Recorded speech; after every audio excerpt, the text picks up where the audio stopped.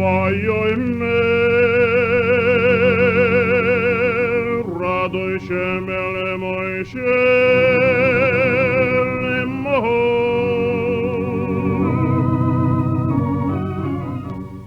דבר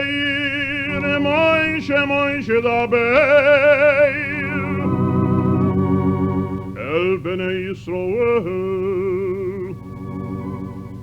דבר מוישה דבר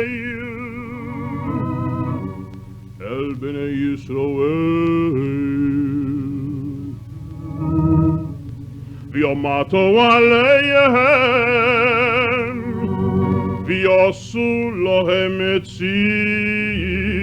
על כנפי בגדיהם לדורי סוף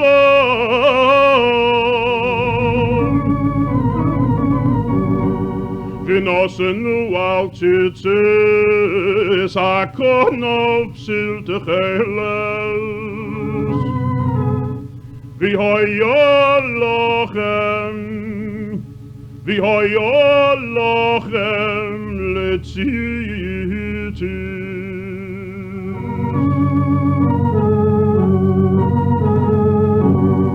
ודשמעי נזכרתם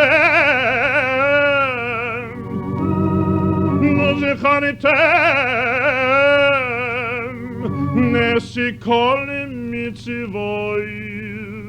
אדוני שם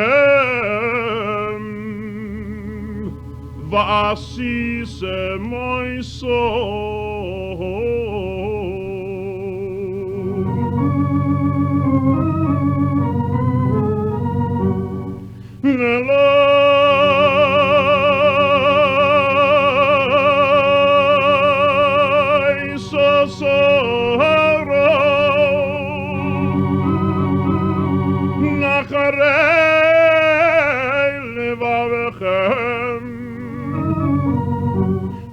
ואחרי עיניכם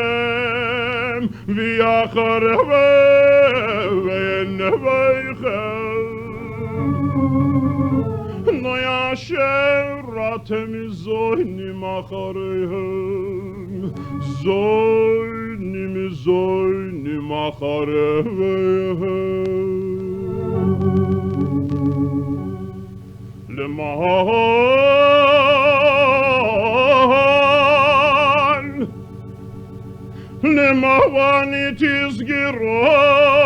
למען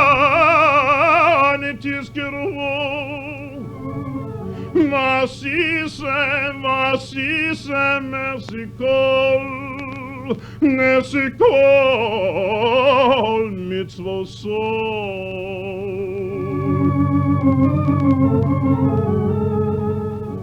והייתם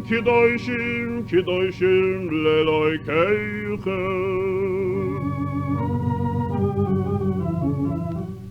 אני אדוני שם אלוהיכם לא יאשר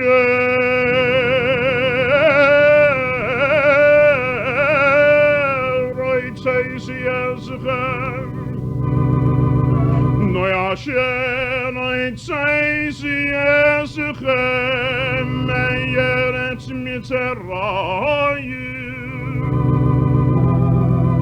לא יאשר יצאכם מארץ מצרים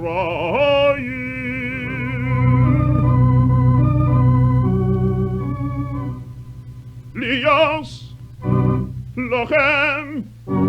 לאלוהים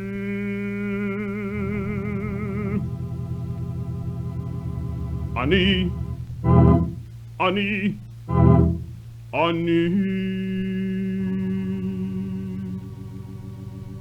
אדוני